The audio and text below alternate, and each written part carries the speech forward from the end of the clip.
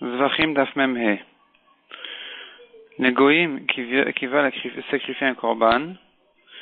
leurs halachos sont différentes de celles d'un Israël qui veut sacrifier un korban. La Mishnah est une liste de choses, de halachot, où on voit que les korbanot des goïms sont différents de ceux des Bnei Israël. Premièrement, dit la Mishnah, le korban d'un goïm n'a pas de din de meila, c'est-à-dire celui qui profite du kodesh, un profit personnel, il est chayav d'un korban meila, tandis que si c'est un korban d'un goy, il n'y a pas de korban meila. La Gemara expliquera qu'il ne s'agit que d'une kedushat hagouf, c'est-à-dire un goy qui est venu sacrifier un korban, mais s'il a sanctifié quelque chose pour le bedek habayit, pour le bet hamikdash, quand il n'est pas question de sacrifier le gouf de cette chose-là, dans ce cas-là, il y a eu un din de meila, puisque on apprend ça de Trouma. Donc, à propos de Trouma, c'est écrit, il y a un miout qui dit que ça ne concerne que les Bnei Israël et pas les Goïm. Et donc, puisqu'on a une xerashava entre Trouma et Meila, on apprend de là que il n'y a pas de din de Meila en ce qui concerne un goy qui aurait sanctifié quelque chose, mais à condition que ça ressemble à la Trouma, qui elle-même a une kedusha. Mais si la kedusha ne concerne que la valeur de l'objet, quand par exemple quelque chose qui a été sanctifié pour le bedek habayit, pour le bet hamikdash, et dont la valeur est l'essentiel du ekdesh, dans ce cas-là, il n'y a pas de din de meila. Deuxièmement, un korban d'un goy n'a pas de din de pigoul, ni de notar, s'il est resté après son temps, ni de tamé, on verra dans la Gemara de quoi il s'agit, ni de tumura. C'est-à-dire que s'il a dit cette bête-là est en échange de celle-ci, qui est korban, quand c'est le korban d'un Israël, la deuxième est aussi tumura, elle est aussi kedosha, tandis que là, c'est pas kadosh, puisque ça appartient à un goy. On apprend ça de maaser. La tumura ressemble, dira la Gemara, au maaser behema, qui ne concerne pas les goïm. Donc ici aussi, la tumura ne concerne pas les goïm. Aussi un goy qui veut sacrifier des nesachim, indépendamment d'un korban, il ne peut pas. Mais effectivement, quand le goy amène un korban, ce korban-là nécessite avec lui d'être accompagné de nesachim. Donc toute cette Mishnah-là, c'est la vie de Rabbi Shimon, tandis que, ajoute la Mishnah, selon Rabbi aussi, toute la halachot qui concerne le korban d'un juif concerne aussi le korban d'un goy. Ensuite, la Gemara traite le cas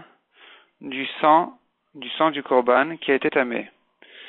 Si il a été jeté au misbéach, beshogeg, alors qu'il est tamé, le korban est voulu, le korban est accepté, tandis que bemezid, le korban n'est pas valable. Les Rashi expliquent que minatora, le korban est valable, puisque le tzitz, il fait passer tous les korbanot qui se font betouma. Ce n'est qu'un knas, une amende midrabanan, de dire que le korban n'est pas valable. Si le korban est un korban tzibour, et que donc il a été fait betouma alors que le sang est tamé, même bemezid, le korban est accepté.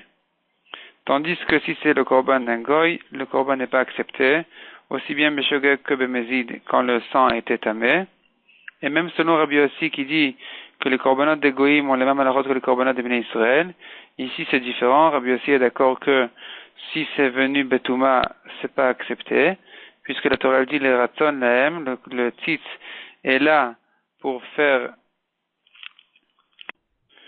que Hachem soit satisfait, soit content des Bnei Israël. Ça ne concerne donc pas les goïm, et donc c'est pour ça que ici le tzitz ne fait pas passer ce korban-là qui est venu betouma.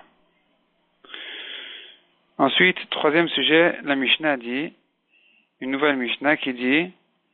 que malgré qu'on a vu à propos de Pigoul, que beaucoup de parties du korban ne sont pas concernées par le Pigoul, c'est-à-dire celui qui les mangerait alors que le korban est Pigoul, cet homme-là n'est pas Chayav Karet,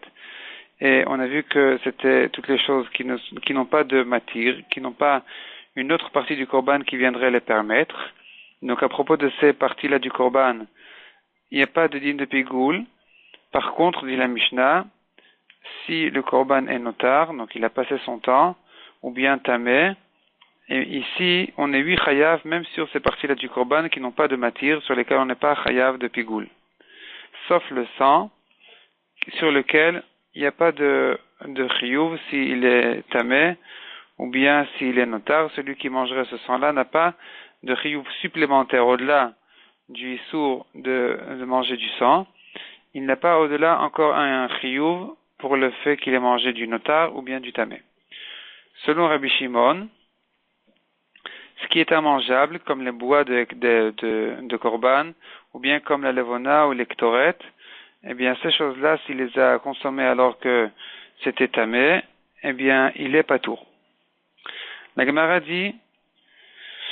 qu'on avait une avamina de dire que le din de la Touma est comme le din de Pigoul, et de la même manière que le Pigoul ne concerne pas les choses qui n'ont pas de matière, qui n'ont pas une autre partie du korban qui vient les permettre. De la même manière, la Touma ne concerne pas ces parties-là du korban, puisque la Touma ressemble au Pigoul,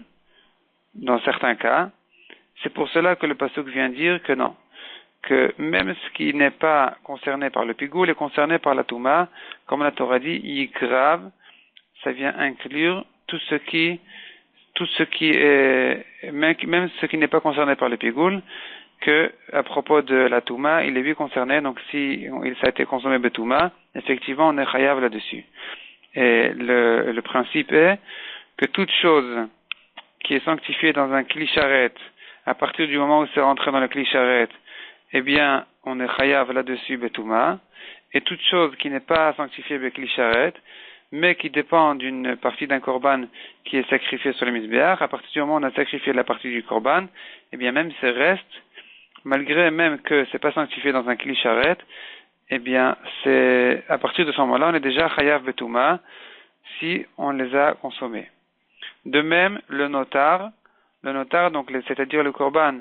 qui est resté après son temps, il a le même din que la touma, à savoir que malgré que